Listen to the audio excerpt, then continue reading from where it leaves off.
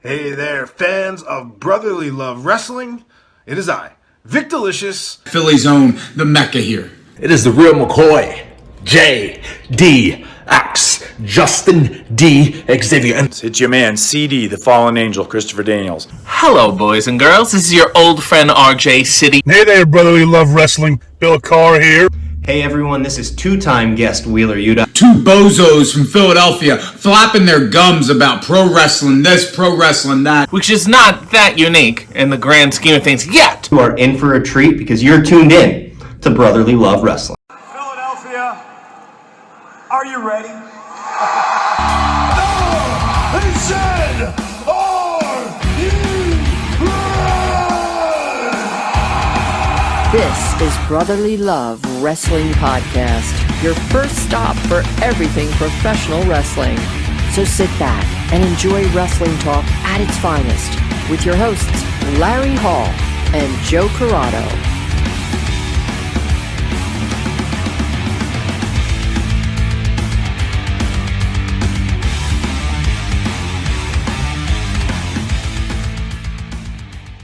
Welcome, everybody, to Brotherly Love Wrestling. And on the show this week, we have Kris Rex joining us. Kris, thanks for coming on the show.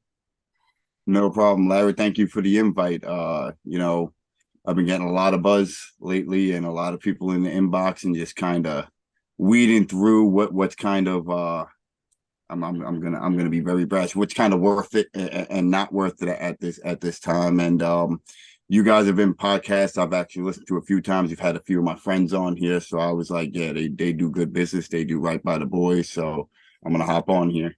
Appreciate it. Thank you. So for those who may not know, because we are not that familiar with you, obviously, in your career, and so just why don't you introduce yourself and how long you've been wrestling and all that?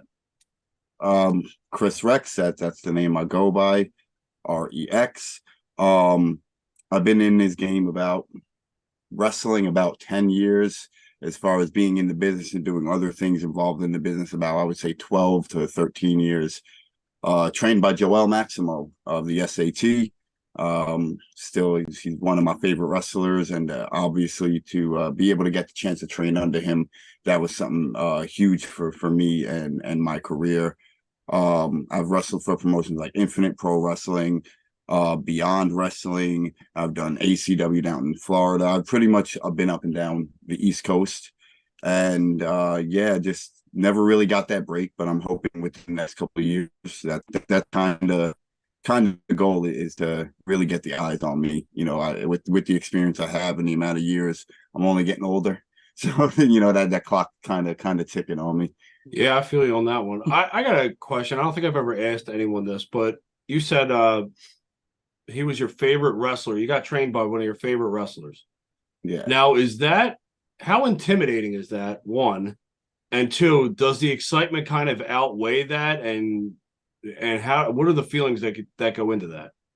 Well, I had a few interactions with Joel before I started training with him. I remember clearly being at a Pro Wrestling Syndicate show in Yonkers, New York. And this is when the SAT had gotten a little bit bigger. And they were trying to get to WWE. WWE told them to get a little bit bigger, but I seen him go for the Spanish Fly, and I'm in the front row, and I'm like maybe 17, 18 years old at the time. I'm like, God damn, you guys got fat. And like, that was my one response to them. And I was at the after party. I ran into Joel, and I'm like, I'm sorry. I was just being an asshole. He's like, nah, whatever, man. We know we got big, man. But he was always cool with me, and I kind of got myself in a situation where I was kind of spreading the word that I was trying to get my foot in the door and get some matches under my belt, and never really had any like structured training. I'd go training at Ace here and there, FTW in Long Island. I'd go there a few times and just pick up whatever I could.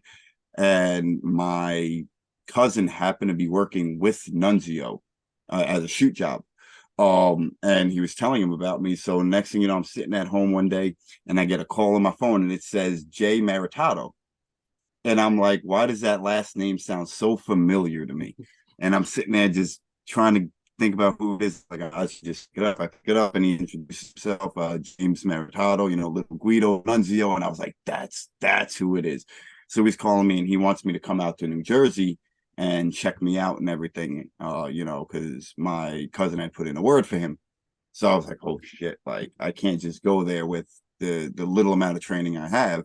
So now I'm on kind of crunch time. I'm looking through schools on Facebook and I just see the Ludus Wrestling School, the Ludus Wrestling Center, Brooklyn, New York, happened to fit right in my schedule. Originally I was going to go to House of Glory, but communications kind of broke there between me, Red, and Brian Excel. So I'm just sitting there. I called the number up because I'm going to call any school I can find right now. I'm going to be shit honest with you. And I call up and here comes, hey, this is Joel Maximo, the Ludus Wrestling School. And I was just like starstruck for a second. I was like, what? Holy crap, of all people I call, it's Joel. So, he said, come down Saturday, let me take a look at you and everything. And I remember watching Joel in TNA and MLW, staying up to like 2 a.m. when I was living in Florida, watching him. And like, I was just so attracted to the way SAT and Amazing Red wrestled that I was like, here's these small guys, like they could do it. I could fucking do this shit. I was like Rey Mysterio and Hoovy, and here comes like the next generation of that. And I'm like, no, I can do this then. And I went down that Saturday. We were running like little drills, and he asked me, have you ever done this before? I said, I've backyard wrestled, aside, part of doing this, professionally. I did use my gift of gab to get the bookings that I had. I was able to talk, and I got the spots that I had, but nothing, I wouldn't consider that professional. And I remember one clear time he was telling me to do a drop kick. And I had never done like where you turn the regular. I've always done like the front drop kick, and I had just done it. And he was like, yo, why'd you tell me you never did this before? I'm like, besides backyard wrestling, like, no, I have no formal training or nothing. He was like, there's no way I tell you to do a drop kick the first time and you did it perfectly. So he had me do it again, and I just kept doing it. And from then on, like I kind of just got taken under his wing, and I've learned pretty much everything I learned from the wrestling business, from Joel, as far as in the ring. But as far as like having those feelings of being starstruck, I never. This is where I say it's a positive and a negative. I've never really been starstruck or like what they say, mark out. I've never really had those moments, because when you're there next to the person, you realize they're a human being. There's something special about them, yes, but at the end of the day, they go home to their wives, they go home to their kids, and they have families, and they do the same things I do. They like to sit home, play video games, and so it's like I never really had that starstruck moment like that. But on the negative side to that is it's kind of like, because of that, I try to treat it such like a professional environment that I don't ask those questions that probably other people would be at. I try not to bother them. It's like they're here to work, let them do the work, and then let them go home, So like I said, there's a positive and a negative to those reactions to when you have people like that in the locker room and you're training with people like that. So, I mean, I do want to, obviously, we definitely are going to talk about RexFest. Well, kind of lead into that a little bit later. Well, don't tell them our plan. This was supposed to be a secret. But that's it. You gave away the angle. But because you have your own podcast, the the Four Corners Network, we want to talk a little current wrestling, and right. most recently, the biggest talk in pro wrestling and pro wrestling fans was NXT going up against AEW. Yes. We were actually recording our show last week, watching NXT live, and then I went back and watched AEW afterwards. What was your perception, for those who may not listen to your podcast, watch your podcast? What's your take? Do you think this same night is a good thing for the companies? Do you think that they should stay on separate nights as at least consumption for the fans anyway? Well, as far as that one night, I actually did do a podcast like literally right after. I was watching both at the same time. I had, WWE on one chat on one TV, and I had AEW on the other. So I was trying to like. Can I stop you for a second? Why did you watch both? What, like, did you watch both because you're like, I don't want to miss You want to see what it's like head to it head. it was a little bit of the fan in me saying, I kind of don't want to miss any of this. I don't want to hear about it the next day, then have to watch it. And a little bit of from the business side of, okay, let me see what these two businesses, now that they're on the same night competing on the same, let me see what they do from a business perspective, how they try to draw the fans in, how, how the production is, and pretty much try to see who wins myself as a fan. And I think competition is good for any type of business. I personally don't feel AEW's at that level where they can say they are WWE's competitor yet. And that has nothing to do with their talent or anything like that. But WWE's been around for as long as I can remember, man. I'm 33 and I've been watching WWE since I was a baby. And if AEW can withstand the lions in the jungle, then yeah, sure, they eventually could be competition. But to have them both on one night, I think it did good business for both of them, and I feel AEW that was AEW's chance to kind of pull out all the stops there, because regardless of whether you're a WWE or AEW fan, in the day of social media, you can't scroll through Facebook, X, Instagram without seeing something about AEW or WWE. Especially if you're a fan of wrestling, you're going to see one or the other. So WWE fans are like, oh, AEW is going on the same night. I'm pretty sure they had the same mentality of, let's see what they're doing. I'm sure AEW fans thought the same thing. At the end of the day, it's really the fans who create that war when you think about it. Oh yeah, it's the fans that create that tribalism, and I talk extensively about that on my podcast all the time, because the boys in the back are just sitting back laughing and making their fucking money, regardless of whether who wins the ratings war. They're still making their money. They're still putting on the best matches that they possibly could. Yeah, 100%. I agree with that. I think that's one thing, like, and especially what we talk about on our show, like, there are things about AEW that we like. There are certain things, but I mean, I'm 36, he's 37. Like, 1 month he's 37. Like, come on, man. So you thought you would sneak that in there. I tried to fuck attention. I tried, but like, so we watched. We watched in WCW. Growing up, he was a WCW fan. I was a WWF fan. So we're both sides of the fence there. But AEW does not book for guys like us. We're not in the demo, so we're not expected to love everything they do like a younger fan may. But to their credit, there is still things that get us invested. Bryan Danielson, obviously. He's a giant Sting fan and a lifelong Sting fan. Jericho, we both love.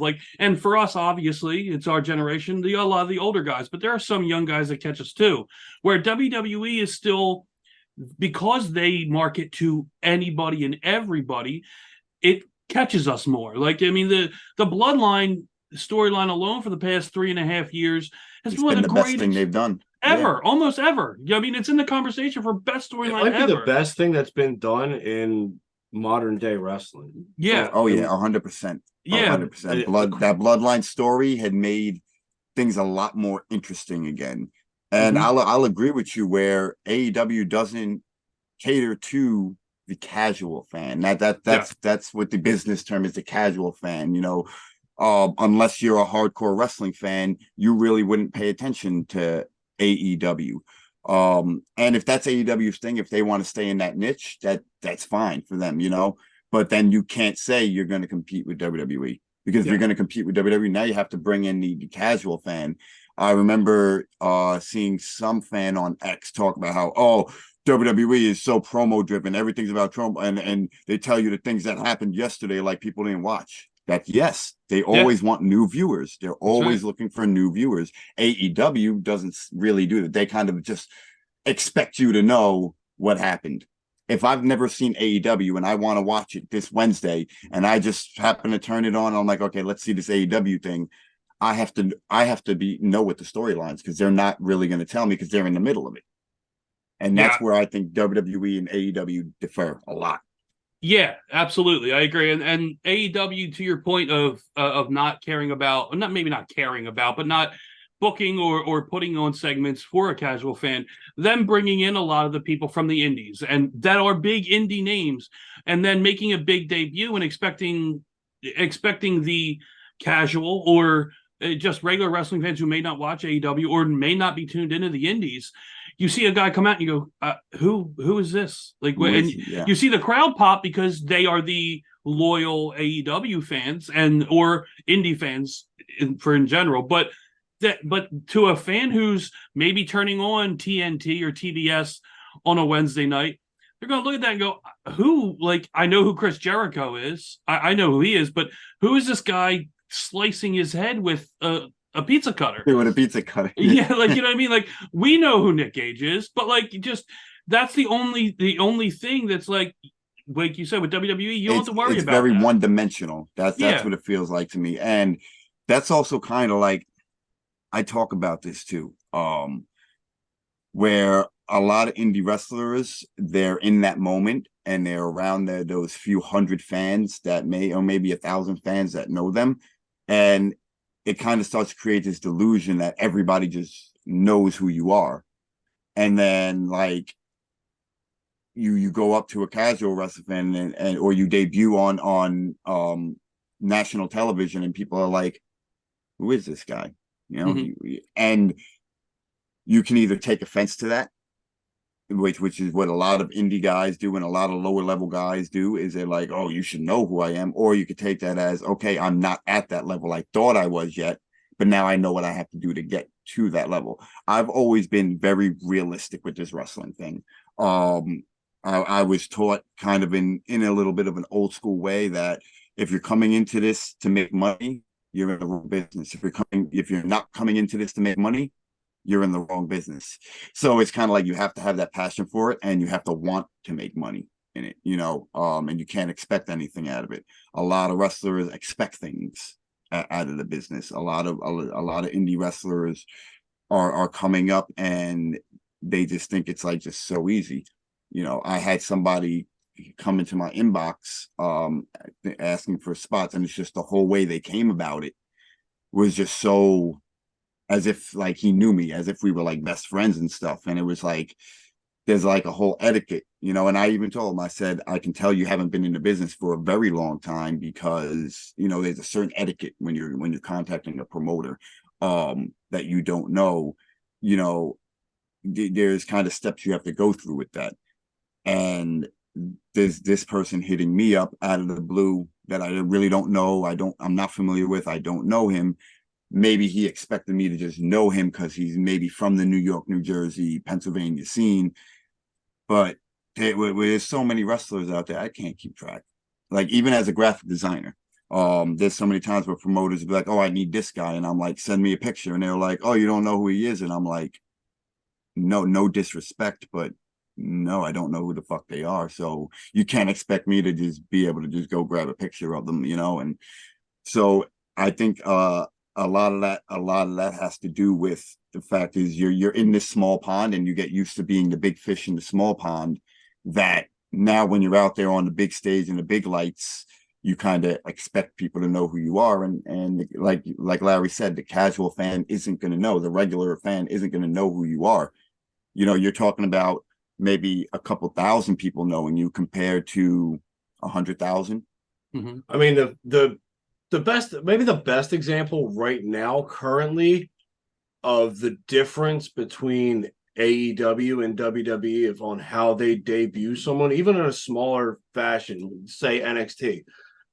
The way that they're getting ready to debut Brian Pillman or whatever, Lexis King, is the way you do it. You build them. You build interest. You build intrigue. You build some sort of persona before the persona even gets there. So the people that are watching the TV, now you get a little word of mouth thing going. Now you get, it might not be huge or substantial to the fact of where you're going to get millions of eyes on it, but it's the right way to do it for someone that, okay, so I know Brian Pillman, but I didn't know he had a kid. Like, I've never seen this kid before. Like, that's the casual fan. Like, I know Brian Pillman's. I get all this. And then you ask around, is this his real kid? And you're like, yeah, that's his real kid. And you're just so it's kind of the way they go about it. Like, oh yeah, here's a big debut. Okay, like were we supposed to watch like their matches over in Japan before they came? Like, were we supposed to do that? Give a little backstory. Help me get invested. Give me some intrigue, even some just like exactly. That's what will always make WWE successful. And I mean, it's when you think about it, that's what wrestling is all about. It's all about the story. If you're not telling any type of story, then there's nothing to invest in. You can like the match, but after that match is done, what's gonna compel me? What's gonna make me want to be like, okay, I have to see more of this guy or both of these guys? What's gonna do that? The character and their story, and that's two things that WWE has always been big on building. Building their own characters. From a business standpoint, it's a great thing to do because now you have these characters you own, rather than you have. I know a lot of wrestling fans get mad. Oh, they changed their name. Yeah, because they want something that they can market. And also think about it. You're Vince McMahon. You're Triple H. Whoever the hell's in charge now. And you got this guy coming in from the indies that people may know him from the indies. You're going to get that fan base over. But now it's you let him use his name. Let's say you let him use his name. He builds up these achievements in WWE, contracts up. He leaves. Now he gets to use that name that you helped pretty much market and build and become a household name. Now he gets to make money off of that name, rather than what WWE does now is, okay, you're going to come in. We're going to create this character for you. We're going to create this name for you. This is what you're going to do. You build all those same achievements. Now, when you go off, you can go back to using the name you built on the indies, which I think is a good thing because, sometimes there's characters that don't work out, and now that's not tarnished. That's not tarnishing their name. Also, now you can't make money off of something another company did for you. Yeah, you know what? And I think the perfect example, and there's two guys that we had on our show multiple times, is Alex Zane and Anthony Green. And we were giant fans of both of those. Great guys, great in the like Zane, one of the most incredible athletes as far as spots in the ring I've ever seen in my life. And then Anthony Green, it just the character that he built on the indies, Retro AG. The Uncle Jesse of professional wrestling. Like, it was one of the funniest things we've ever seen. And his character may have overstepped what he was in the ring because he was really great in the ring, but that character was larger than life. They go into NXT and obviously they changed their name. You know what I mean? I forget what they changed their name to now because August Gray, I think was AG. I think August Gray, yeah. But they just it just didn't translate. You could see it on NXT, no, and it's not a knock on them. It's just WWE might not be for everybody, obviously. This was pre Michaels taking over. This was when they were in limbo. Yeah. If Anthony Green were to go back and he were in this iteration of NXT, I think he would succeed. I agree. I think I'll agree with that. I know AG for a while. I mean, back before he was doing the whole throwback gimmick and the retro gimmick, and to see where he's come in his career, and the fact that he even got to NXT is an achievement in itself, because that's something a lot of us strive to do that some of us may never get to do. But I'll agree with you guys that it was the wrong time for him to be in NXT. Right place, right time. Like Joe said, they were in limbo. It was kind of between that whole NXT 2.0, everything's colorful, and I think bring him back now, especially with the knowledge he gained from working with WWE. Bring him back now, and I'm sure you give him the right promos and the right build up. Fans will catch on, because there's a reason fans catch on in the first place, right? With the independent fans, there's a reason for that. Something clicks. If you can find that one thing that clicks to that audience now, then they have them hooked. So here's how you work around I think I'm just going to throw out, this might not make any sense to anybody. I'm just going to throw this out there, but here's how. If you're not going to do a video package build up, or if you're not going to build up, because you only really do that for like a special or a big person that you're trying to get over right away. If you have the right look and the right entrance music and the right, I'll use a term from today, the right vibe. Tell me if I use Yeah. that right. And you just have an upset match. That's another way to be like build intrigue, to be like, okay, well, that guy was fun, and then he won. Now I kind of like him. Yeah. And then you watch the Yes. next week, you're like, I oh, think things like that are missing from wrestling. I Yeah, think, right? you know, what happened to the in-ring promo? Yeah, I love the in-ring Walter, and I love how Walter doesn't do promos in the ring because the ring is. I love that gimmick. But Walter, he does his promos. He does it in front of audience. He wants everybody's attention on him, not some studio in the back that was recorded 2 days ago. Like, no, like I missed that. You know, we all grew up and came up in the same era of the Monday Nitro and the Raw, where shit was done in the ring. You know, it wasn't a lot of prepackaged shit. It was DX came out and they got that reaction live from the audience, and you felt that at home. Mhm. I think a lot of things now in WWE and even with AEW is you don't feel live. It doesn't over scripted. It feels very over scripted. AEW, my gripe with watching AEW, and I really don't get to watch it, which is why I was able to watch it last Tuesday. But I don't get to watch it often. But when I do watch it, I notice the commentary is very monotone. It's not exciting. You listen to any pairing of WWE commentators, whether they're just starting or they sound live. They're like John Cena. And then you get Sheeta, who wins the belt, and they're like, Sheeta's the new champion. And I get that sports-like feel, but it's wrestling. Like, I want to feel that moment. I want to know you guys felt that moment of her becoming the three-time AEW Women's Champion. And Taz is a good announcer in WWE, and in AEW is kind of like, it's Taz. You know, oh, it's Taz. We're just going to use a little bit of his expertise, and I feel it doesn't come off exciting enough. You want to hear the crowd, and you want to hear the commentators be just excited as the crowd. I did have something, but I don't want. Okay, I saw the gears turning. Yeah, they're turning. Is it because like maybe they're not that excited? Is that like still, man? Listen, I'll tell you, doing the podcast, I'm sure you guys have had these moments before. I will have the shittiest day. I do not want to fucking do this shit today.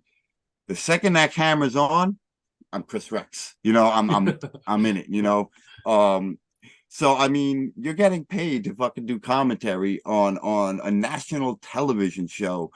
You know, fuck, act like you're excited to be there then. You know, even if you're not, act like you fucking are. Yeah, I know, listen, if I can make a shit ton of money and not have to take a bump again in my life, throw me an AEW commentary. I will fucking have fun. Yeah, but that's the thing, though. The majority of them have already been there, done that, and they did it at a time that was more exciting, and a time that they were younger, one. Two, they understood a lot better. Like, when you bring a Shivani, a JR, a Taz, you just keep rallying them off. Henry, Big Show, and you put any of them in that realm, and it's just like, this isn't what, like, they're just there to collect a paycheck. Like, they're getting paid no matter what. Like, it just feels like that. Like, yeah, man, we're here because of our name. Like, we don't really have to do anything else. And that's who's running your shit. Like, you need to bring in younger guys that are going to be, like, you need someone younger. Pay them, be like, here, you work your way up. Become the next Michael 100%. Cole. Like, 100%. I think AEW now has strayed away from the original game plan. I remember that first press conference. I watched it. I bought the first AEW pay-per-views. I was very invested into AEW. And over time, it became, oh, this guy's released from WWE. We're going to grab him. Oh, now it's all about big names. And it's like, what happened to the Sonny Kisses and the Joey Janellas, man? You know? Yeah, it's like they kind of got pushed to the side because now AEW is becoming more popular. Now they have this more money. Let's go get Big Show. The funny thing is that are they becoming more popular? Because those first shows were doing a mill. I don't think they're becoming more popular. Now, did they have a flash in the pan with CM Punk? Yes, big time. Jesus. I think CM Punk just totally killed their business. Maybe. I think. Well, with what he did, he killed their business. You mean? Exactly. Yeah, him coming in. I mean, was good. Yeah, the numbers alone, no one can argue the numbers that he would bring when he would be booked or when he came back. So, but yes, from what he did, from the brawl out incident to what he just did with Jungle Boy and all that, like that, yes, I think that hurt. And there's still now Edge is not the CM Punk draw. Is he? I mean, look, he's a Hall of Famer. Edge is one of the greatest of all time when it comes to. He's a 12 or 13 time fucking champion. Like there's no understating how great Edge is, or Adam Copeland, whatever. But you're not what corner. Yeah, he's not Edge. Whatever. What, like, he is not drawing that $1 million house or that million fans. With all due respect to him, but he's just not. It's the numbers. It's clear. I mean, his debut on Dynamite, their 4-year anniversary, they still didn't bring in the ratings that NXT brought the night before. Now, look, everyone loves to talk about ratings, and it's the hot topic no matter what when it comes to these two, NXT and AEW. But it just numbers talk. It's very easy. It's an easy thing to look at and an easy thing to judge and go by. People were really excited when AEW was beating out NXT, but then when it flipped, people weren't as excited. They didn't bring up the ratings as much. Yeah, no, absolutely. Then all of a sudden, the ratings don't matter as much to AEW fans. Yeah. But I mean, aside from the ratings, it's just with that and them doing that business, and even going back to kind of the announcer stuff. Like, the only one I will give credit to is Excalibur. I think he's phenomenal. He tries. Yeah, maybe because he is a part of the younger indie generation. I feel like he's just trying to round up everyone as he's commentating. He's like, "Oh wait, I was just gonna say that I have to commentate on this. I have to explain this to JR because he don't have a fucking clue where the fuck he's even at." Taz is struggling. I love hearing JR pronounce Japanese names. That is my favorite part. The funny thing is that he had to do that with New Japan. Like he had the access. He was on access. He was like, you had practice, dude. I think a lot of it has to do with Tony Khan. I feel Tony Khan is not a promoter. He's not. He's an owner. He's the money. That's how I see him. He's the money mark. And he's the kid that, you know, now he gets to book real life action figures. You know, he's got real life action for all these toys he can play with, and you know he wants to hug them and be friends with them all and go out partying with them all. And sorry, that's not how you do business. You know, you can't be the guy that everyone walks over. When CM Punk pulled that first stunt with All Out, and they didn't cut him off at all. Like, if I was Tony Khan, I would have cut him off 3 minutes before his rant. You sat next to him and just listened. Let it happen. As he berated your VPs, he berated your entire business right in front of you. MJF, the shit MJF fucking says, and he looks at him like, and it's like, bro, do you not have any authority in your company to be like, no, cut his mic? No. You think that shit would go on with Vince? Say what you want about Vince, but you think any of that shit would have ever went on at a Vince press conference? Vince wasn't trying to be their best friend. Yeah, that's clear. Everyone knows that. You joined that. Vince gained respect for and became, I don't even know if you call it friends, but like really strong acquaintances with only a few. You got Taker, Jericho. You got Hunter's family now. Well, now, but yeah. I mean, I think you can look at HBK. You can look. Jericho's probably another good one. Rock, obviously. Austin, obviously. But again, those names that we're naming are greats all time. It's not like he's just. Here's but think about the names that you're naming have all done great business for WWE. So of course those are going to be the guys you. Yeah, but that's the thing though. Like you're not going to see him go like that. That's where the. I mean. He's probably even Hogan. He's probably not even like that close with Hogan because Hogan fucking fucked him over in one of the biggest times of all of wrestling. Mm-hmm. Yeah, but but Vince has that authority about him, and it's to the point you wouldn't even think about doing that shit because you're gonna lose your job. It wouldn't be a thought. He's gonna bury you. Like you know who's gonna bury someone. Vince is gonna bury you. And he'll Exactly. make fucking he'll have fun with that shit too. You'll be on What I find funny about the CM Punk thing. Here's what I find funny about the CM Punk thing. The first incident, he locked himself in the locker room. That whole thing went on. All right, with this incident, with the Jungle Boy thing, yeah, of course he went after Jungle Boy, right? Did he pull any of that when he was in UFC? No.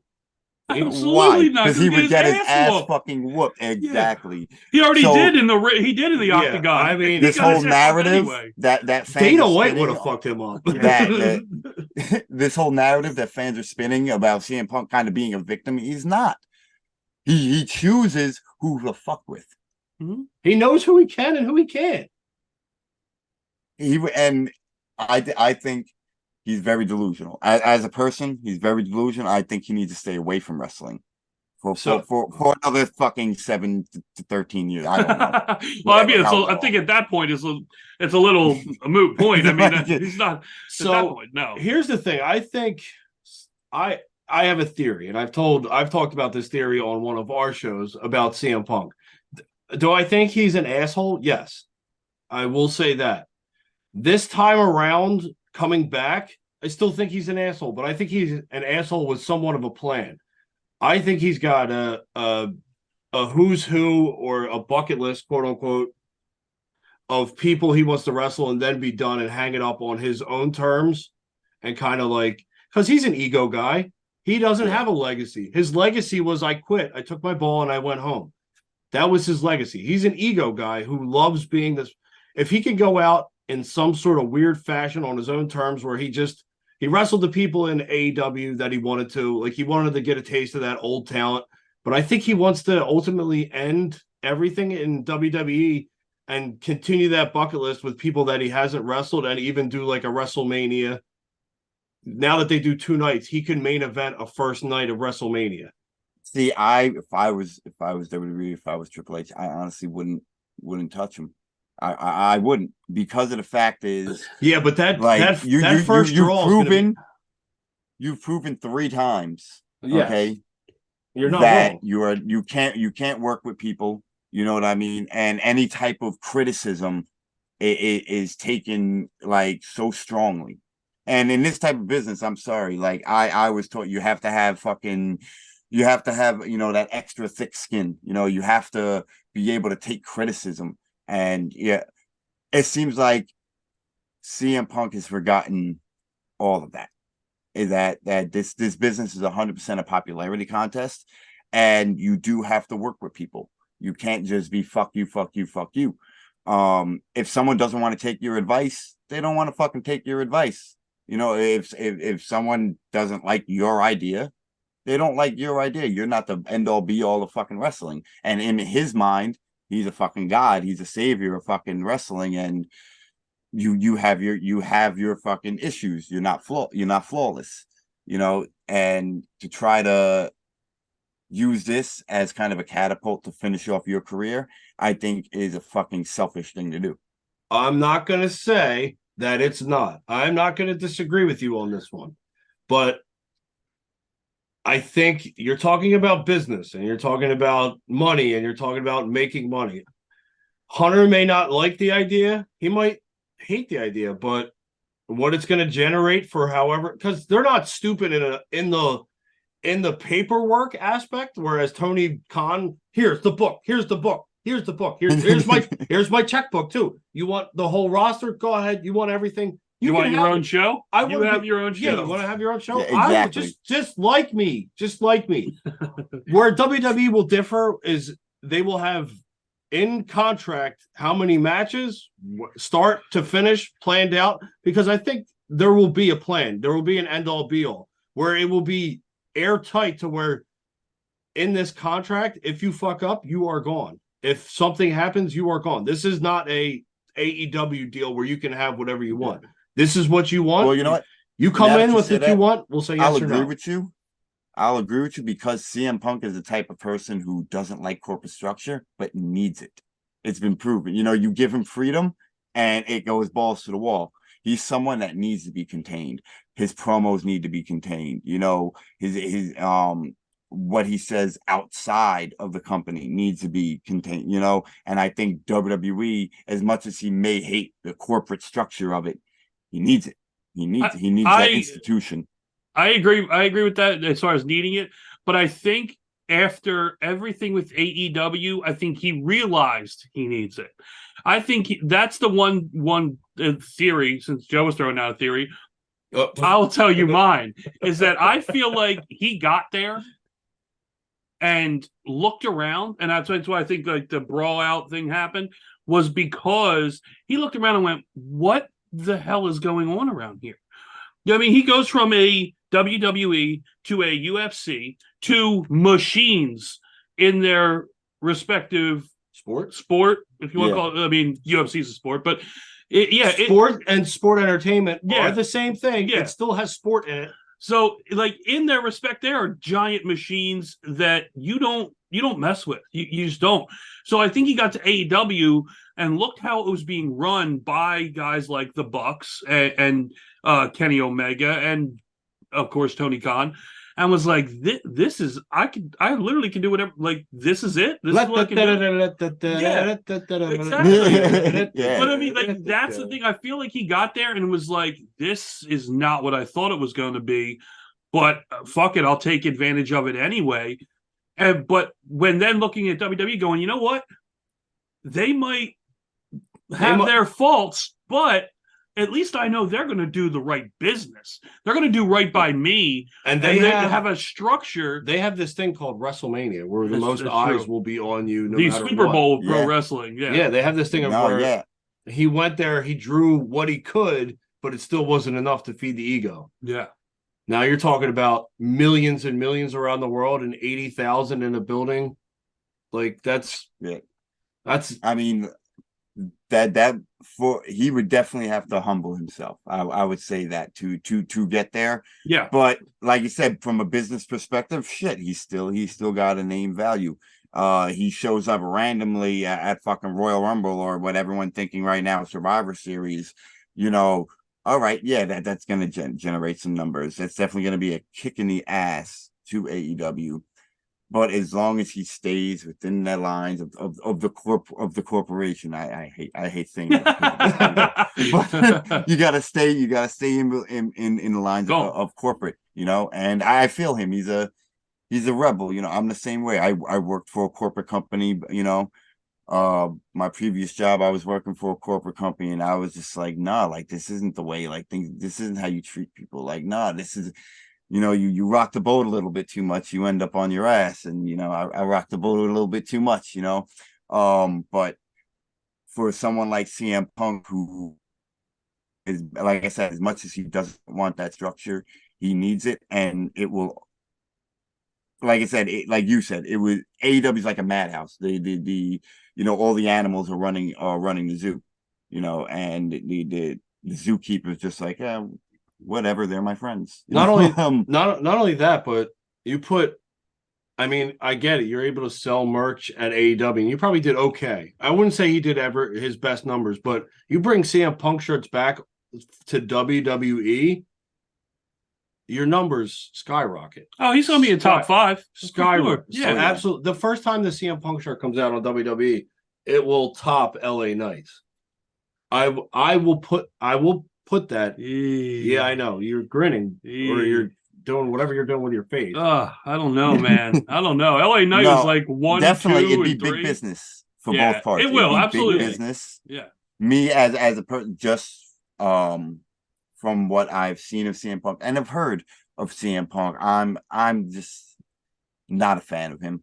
I used to be a huge fan back in 2010, 2011. I was a huge fan. When he was touting he was the best in the world, meaning the best wrestler in the world, but no, he was the best in the world because he can talk you into an arena. That's when he was the best in the world. When he could actually, no matter what, you hung on every single one of his words. And we just recently talked about this.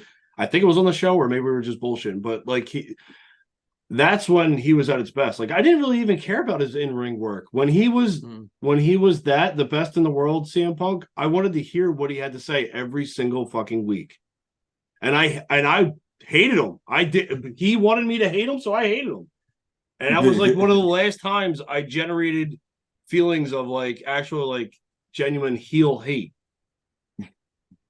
Which is funny, which is probably what I need. I need someone to hate. That's what I need. Yeah.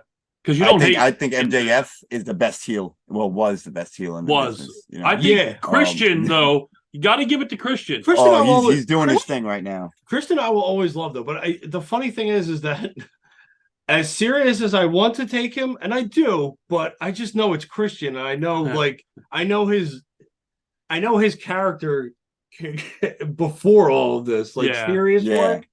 Like, it's kind of hard to take it serious. Like I heard him on the podcast. Like I've seen him in chicken outfits playing fucking kazoos, doing a 5-second pose. I mean, and that was amazing. I'm not taking anything away from that. That's some of my favorite shit. It just makes it harder for me to. I mean, I don't know. I think it. The investment that got me, I loved what they did on that debut episode of Dynamite, and you have Edge pleading with him, let's run this back. Let's go. I'll give you that. And then he finally gets the hug, and in his ear says, go fuck yourself, with such conviction and believability and vile in it that it was just like, holy shit. Like that. But think about it. The people in AEW telling the best stories are these older guys from WWE. Yes. Man. Yeah. Oh, yeah. I completely. I mean, look, Mox, Danielson, Jericho. When he wants to, and when he has that, like the Don Callis stuff was great, leading all the way up. Now he's that in between, kind of don't know what he's doing, but with that stuff and everything before, Jericho's got the ability to. Oh yeah, he could. You don't know. He's like the biggest walkout. He could get something over. Like no one in history. Like it's ridiculous. Yeah. Like it's like without trying, he could just he's on accident. You know his gif of the fucking the armbar list? Yeah. The list of 1,004 holds. Yeah. Like his gimmick list is that long. I agree. Like he could get the things he could get over or has gotten over is that list. Mm-hmm. It's fucking it's the list of Jericho. Jesus Christ. I'm starting to think the switch with AEW when it went from this whole we're pretty much going to be the big indie to what it is now was when they realized, oh shit, we're a TV product, not a wrestling company. See, now this is the only might only disagree with you once this whole show, and this is probably it. I've said this to Joe multiple times on the show. Did I disagree with you? No, you agreed with me. Damn it. Is that the switch happened when Cody Rhodes left. Oh, okay. Because the mindset of Cody Rhodes was, let's change the world. Let's we are the complete opposite. We're going to do things our way, go this way. That's why Janela was there and Sonny Kiss was there and Orange Cassidy was there. That's why, was because he wanted to be completely different, the alternative. And then when he leaves, and it was probably a little bit before that, and that's why he saw the writing on the wall, was because of all these people. Because like you said, that press conference, we're not going to bring in all these former guys that get cut. We're not bringing in old WWE guys like TNA and WCW did. And then they did it, and I think Cody looks around and goes, this is exact opposite of what we said we were going to do. So Cody's like, you know what? I'm going to win the title my dad never could. I'm going to go main event Mania. And I'm going to make more money, and I'll be better off for it. But Cody never really had. Anytime he was ever asked about it, he never had ill will. No, he had ill will. That's what himself. I was going to say. Yeah, he hated himself. Like he was in a bad spot. So I honestly think that there had to have been something. I mean, an EVP, a man that helped start the company. There had to have been some conversation go south. It can't be all, sunshine and butterflies, like everyone's making it seem like, oh, we just decided to just put. It never happens like that. It never does. There had to have been something. Cody saw the opportunity and he took it. It's an opportunity of a lifetime. Not only that, but they took his package and they fucking blew it the fuck up to level 11 with his entrance and shit. Like they made him like amazingly fucking. What they did was they bought into what he had already built. He created himself. In that meeting, they said, we don't want to change you. We want what you have already. Yeah. You That's left, like straight up. They bought into him. You left, and we didn't know what to do with you. You're back, and now, like you've done, like He he created did an opportunity. He did it He created an himself. Like, opportunity.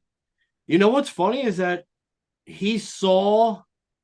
Well, actually, Kevin Owens reached out and because Cody left as he was coming in, and he reached out to the Bucks and said, "Look after him, look after Cody," because Kevin Owens was a huge Dusty Rhodes fan. I mean, you got Cody Rhodes, so Cody got latched on to the right fire at the right in time the indie scene, which was the Young Bucks. Yeah, Kenny Omega, main event in the other company, the Tokyo Dome.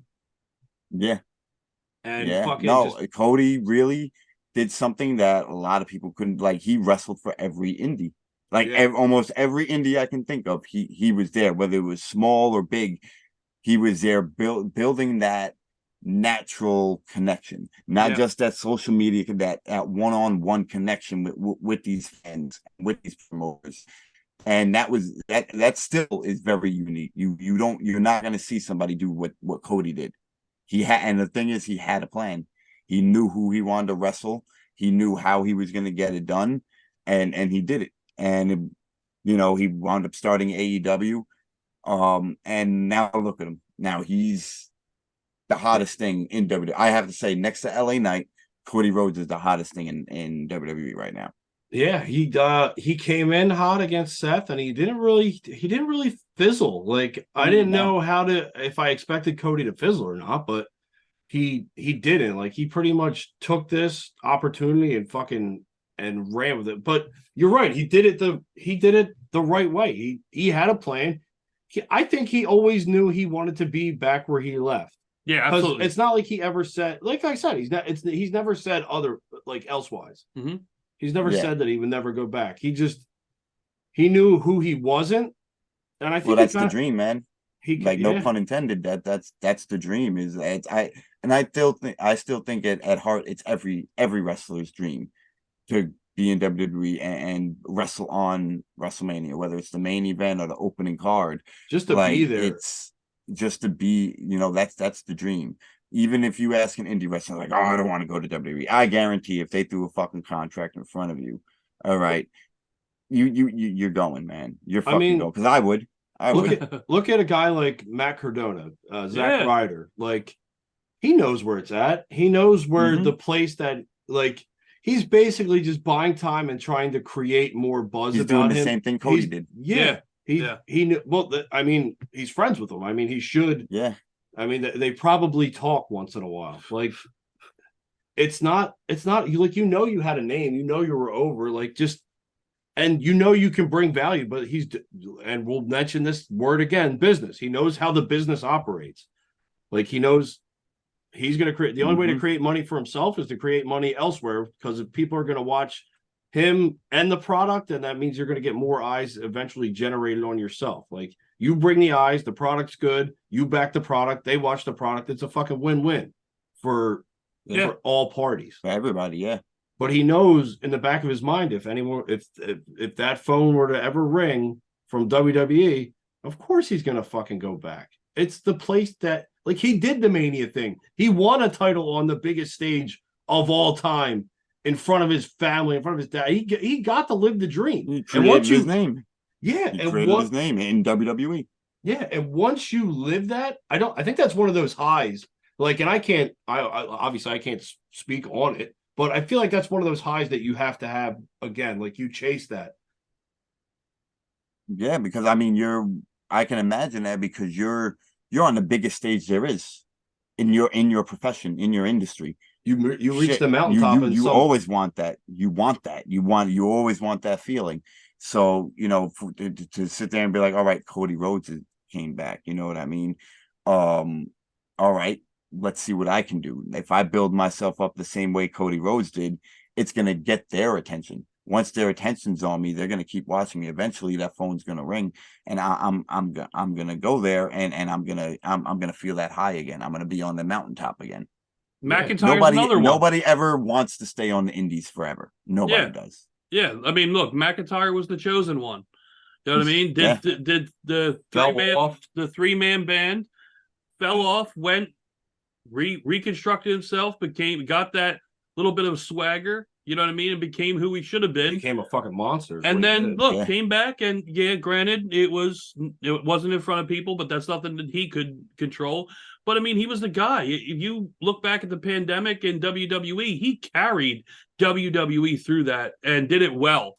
I mean, so it obviously they've done it before. They know that. Look, go out, make yourself bigger, find yourself, come back to us a money maker, and let's everyone make money. Exactly. That's the whole thing. Go give us a reason. Yeah. To hire you. Go give us a reason that you need to be here. Yeah. And I think that's. I don't think that's degrading. I think that's probably the most helpful thing that anyone WWE could say to a release superstar. Yeah. Go show us that we were wrong, and then we'll gladly take you back. All right. So we had a theme of the night. I think it's business. Yeah. So let's speak on your business now. We got a WrestleMania weekend or week or however long you want to consider this. It's Philadelphia. It could be a wrestling month. We don't know. We don't know. I'd be all right with that. Yeah, honestly, I would be too. Just put it right in my backyard. That's right. I don't give a fuck. But you got a big weekend coming up. You're trying to do something that Larry had said, and I'm going to steal it because it was very good. It feels like Woodstock. As soon as you told me that, and I saw the press release, which is why that you came onto my radar, and I saw the press release, and obviously RexFest, for those who don't know or don't follow you, is going to be what you called or compared to a Woodstock of pro wrestling. Yes. Music, podcast, 5 different promotions, and it did feel like Woodstock. It's a guy you build it, if you build it, that's one of my favorant movies. Yeah. So I take that as a fucking compliment because absolutely. No, it really. Even the planning of it feels so like it's like going through the actual planning of RexFest. But I've always had this idea, ever since I've been in the business of like, what if there was just like this huge event, like a festival. Exactly, like a festival, and then you start seeing GCW doing it every week, every year at WrestleMania. You see more of the Mania and WrestleCon and all these other ones doing it, and it was enjoyable. At the same time, I'm looking into the details of it, and I'm like, well, I don't want to see the same talent that whole week. Like, why do I want to see the same talent just on different shows, and what variety am I really getting? And I'm not knocking any company, but I started thinking of what if we had like I said, a Woodstock of pro wrestling, and it just got me thinking like. Philadelphia. I moved to Pennsylvania about 3-4 years ago from New York. Yeah. And I was living in Tobyhanna. Now I'm in East Stroudsburg. But I was like, WrestleMania. I've been to WrestleMania in Tampa a couple years ago when they were in Tampa. The first one where they allowed fans. Mm-hmm. I was there. Just that whole feeling and I went to a bunch of different indie shows. I went to Bloodsport. And I was just that feeling of WrestleMania. Like you just want to watch wrestling. You can't get enough of it. And I started thinking, I want to go to WrestleMania again this year. And then I was like, no, I don't. I want to do my own WrestleMania. Like, I want to do something that's not really competing with anybody. Everyone says the word the alternative. I say this is going to be the alternative to the alternative. You're going to have five, like you said, 5 wrestling promotions from different parts of the United States. We have a promotion from Maine coming in. We have promotions from New Jersey, New York coming in. I'm working on a few more from throughout the United States, like West Virginia. And I want to take all these styles and all these different wrestlers that you may or may not have heard of, and you may not have seen. But it's going to be this chili, this mix of all different spices and flavors of pro wrestling. And my one rule that I actually do have in a contract, because I'm not doing anything on RexFest as a handshake deal. I am doing things strictly business wise. Everything's from talent contracts to is strictly business. In one of the contracts, I do have that I do not want any promotion sharing talent. No sharing talent. So if you see one person on one card, that's the only time you're going to see him wrestle throughout the day. You know, so it's kind of like, all right, you have to be there to see it. There's definitely going to be some surprises in store. It's Philly, you know, WrestleMania. Philly's also known for ECW, you know, so I'm just going to say you never know what can happen at RexFest.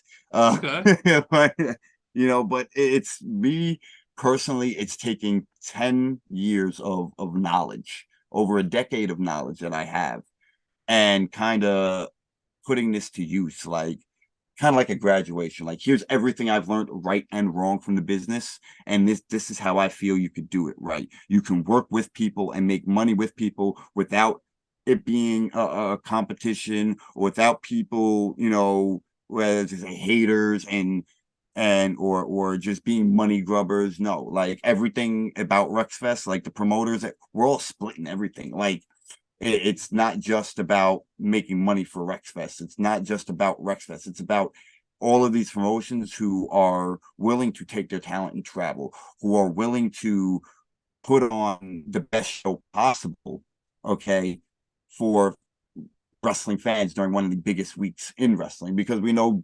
WWE does things throughout the whole week. They have their fan accesses. They have 2 nights of WrestleMania. You know, GCW does their 2 or 3 days.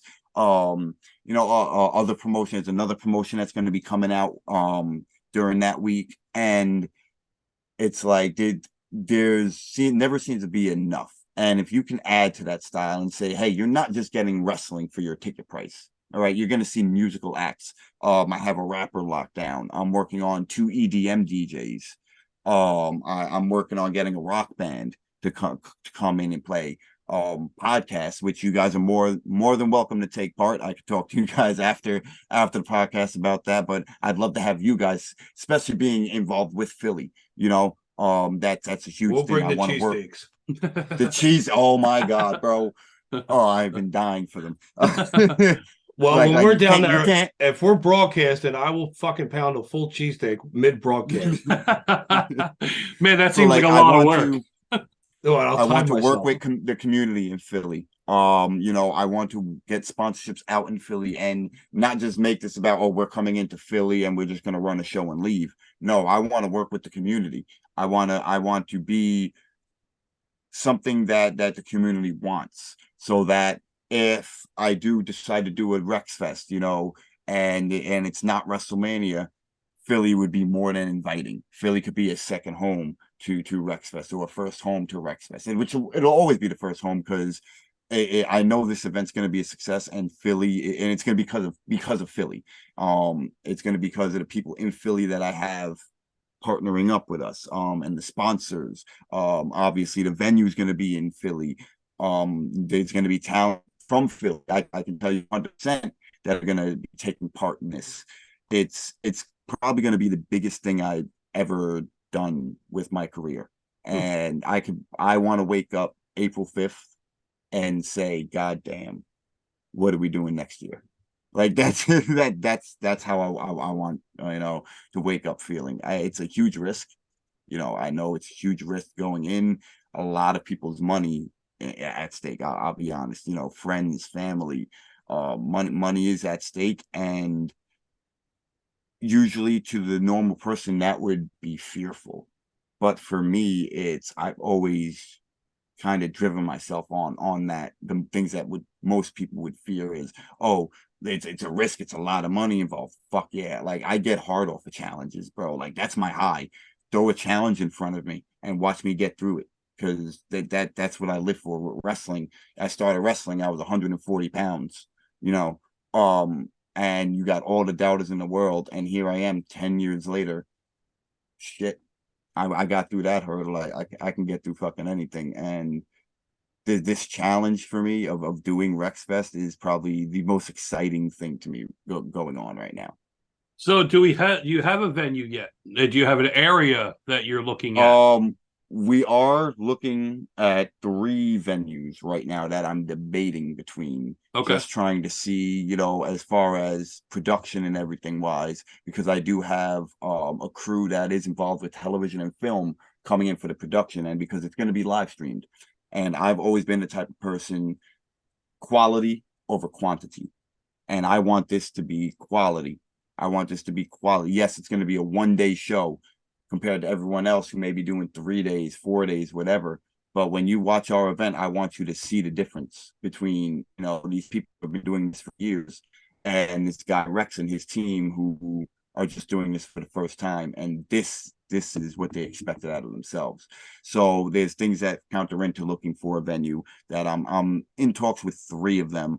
I want the best location. Honestly, I'm trying to be by the stadium, to be honest, which a lot of people would be like, oh no, you want to stay away from that. Fuck no, I want to be around there. I want to be around the hotels. I want to be around the stadium because got to get that feeling. Foot traffic. You got to get that feeling that you got to be in the shadows of Mania. That I agree. I like that. Shadows of Mania. Like someone had told me, why don't you go for the ECW arena?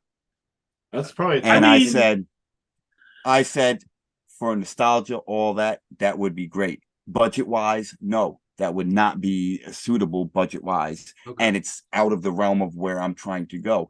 I'm not trying to be the ECW reunion. I'm not trying to, no, that's not what I want to be in the middle of WrestleMania. I want fucking WWE to be like, oh shit, there's some fucking rinky dink fucking festival going on over here, Yeah. And then turn out to be probably one of the fucking biggest things in independent wrestling, So the venue will be released. I'll have a confirmation within probably the next 2 to 3 weeks. Okay. Which the reason why I've been planning this for about 3 months already. So the fact that like now everything's coming out, but over the last 3 months, everything has been planned to where a lot of people saying, oh, you're doing this really early. It's fucking October. Your show's not till April. You need to. I see it like this. That's 6 to 7 months of fucking advertising I could do. 6 to 7 months of advertising, more advertising time equals more ticket sales. More ticket sales equals more fucking fans and more money. Right. Like why not business? And hell yeah. If right now I think we are the only like independent wrestling company announced for that week already because everyone's waiting till November, December. Yeah. Fuck that. I want to jump on the ball. I want to be the first one announced.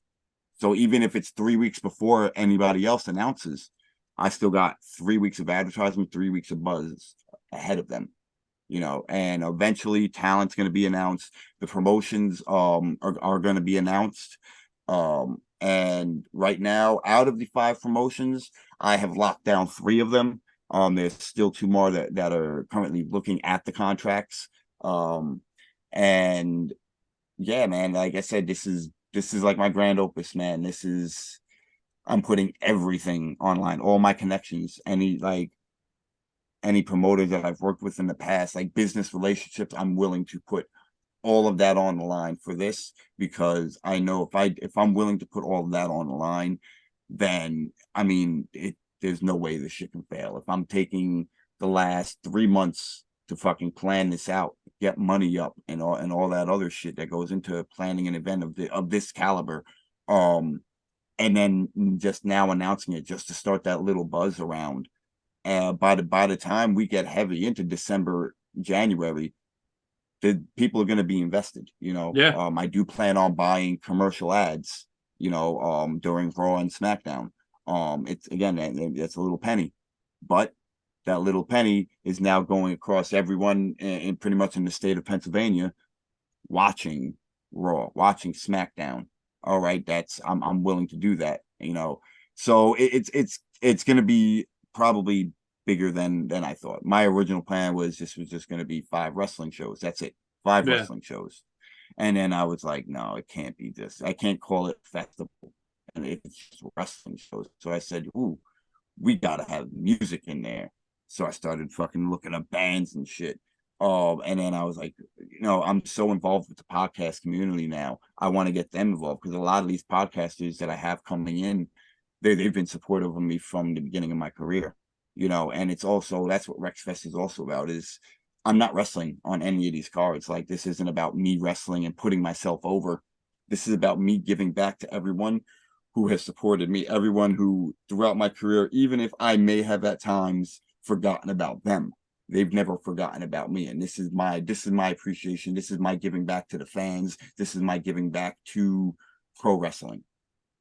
Well, look, I mean, Philly loves an underdog. So what we looked at as an underdog, people see this name and they're going to go, RexFest. Like, what? You're going to be looked at as an underdog. And I'm sure you know that. You're not blind to 100%. that fact. I live But off that, man. that's one thing that like I said, we love that too. It intrigues me, which obviously, like I said, was why we reached out and why we wanted to get more information, because we love stuff like this, and we love the indies as well. And actually, we're going to Mania. We'll be at night 2, but we went to 35, and we didn't get to do the indie thing. And that was one thing we always said: is if Philly gets Mania again, we get the indies. We get a drive. We get a half-hour drive, and we can go whatever indie we want. So something like this really intrigues us, because this is what we wanted to do. Yeah, if we couldn't get Mania tickets, then guess what? We were going to double down on the indies, because it's more money to spend to support local talent and independent talent and help them out, and also ourselves, obviously selfishly, be entertained and be able to watch. How dare us wrestling. want to be entertained? And I think that's the whole thing with how WrestleMania isn't just WrestleMania anymore. You know, no matter where they go, if they go to fucking Detroit, now independent wrestling is coming to Detroit that they've never seen before. You know, and it gives them the same feeling that you have right now. Like, it's in our city. This is our city now. Like, now we can be part of that spectacle now. Yes. And now we can be obnoxious. I've always, as a wrestler, it was always my goal to wrestle on one of these WrestleMania cards, like when WrestleMania weekend cards, and I never got the opportunity to do that. So now that I'm able to give others the opportunity who have always wanted to do that and get a bigger spotlight, because no matter who's running that week, there's definitely a bigger spotlight on that, because of the week that it is. It's fucking WrestleMania. It's the most profitable week in pro wrestling. Every city, by man. far. Every city that has it. It's just the records that they break on just bringing money into the cities that they are in alone is astronomical. I know every year after Mania, they put out like a month later how much, you know what I mean, the money the city made and stuff like that. It helps their local economy. You know what I mean? It helps everything. So, like, it's smart. It's ambitious. It's great. Like, it's great for wrestling. It's great for the city. We cannot wait. We can't wait for more details.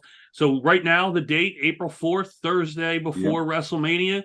Obviously, a lot of stuff still to be determined as far as the public knowing. Yeah, well, the only reason I'm not releasing too much information is because, you know, there are legalities behind it, and there are contracts involved. So I can't sit here and tell you, oh, this promotion's definitely going to be involved, you know, when there was still negotiations to do. You know, there's still things that are going on, you know, legally, that, you know, I wish I could sit here and tell you every promotion that's part of it. I wish I could sit here and just, you know, throw everything at you guys, but because I'm trying to do things in a way, the unconventional indie way, you know, because I'm trying to do things on more of a business level, I want to kind of take my time and do this the right way and not get caught up, you know, and not advertise something that I can't come through on. And that's my big thing with this, is not advertising something that I can't